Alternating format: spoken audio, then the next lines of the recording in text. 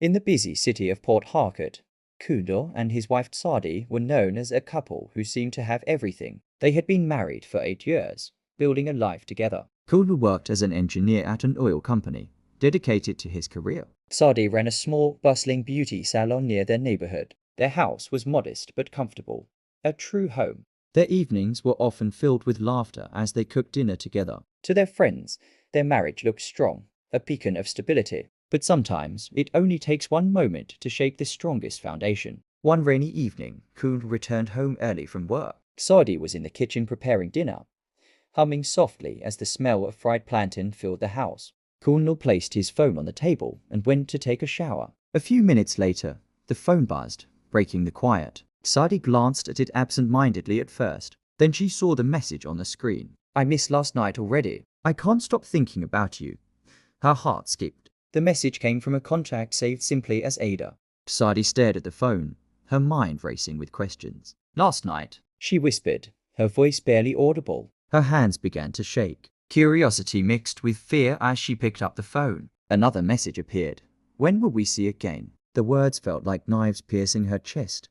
A sharp, sudden pain. For years, she had trusted Kulo completely, defending him against any doubt. But now, doubt flooded her mind, overwhelming her senses. When Kulo came out of the bathroom, he noticed the silence in the living room. Sadi was sitting on the sofa, holding his phone. Her eyes were red. "What is this?" she asked quietly, her voice trembling.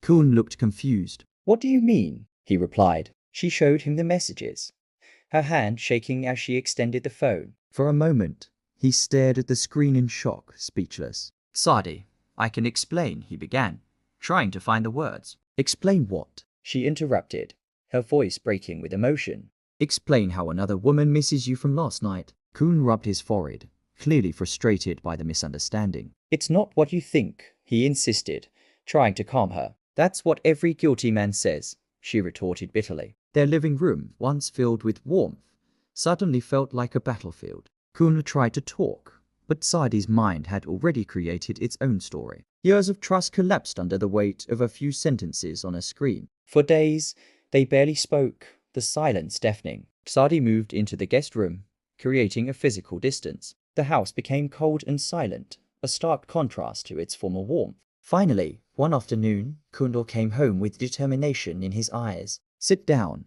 he said gently. "We need to clear this." Reluctantly, Sadi agreed, her guard still up. Kundal opened his phone and called the number, a decisive action. A cheerful female voice answered. "Hello, Kundal." Sadi folded her arms angrily, her suspicion reignited. Kundal placed the phone on speaker. "Ada," he said, "please explain the message you sent me." There was a pause. "Oh," Ada laughed suddenly. "I think your wife saw that message, didn't she?" Ada continued. "Kuhn helped me plan a surprise birthday party for my fiancé last night. We were up late decorating the hall and organizing everything." Sadi's eyes widened. Ada kept talking. "I said I missed last night because the party was so fun." Everyone danced until morning. Silence filled the room, heavy with the weight of the truth. Kuhn looked at Sadi gently. "I was helping her because her fiancé is my old university friend," he said softly. "I wanted it to be a surprise." The truth settled slowly inside his mind, a painful realization, but something painful remained,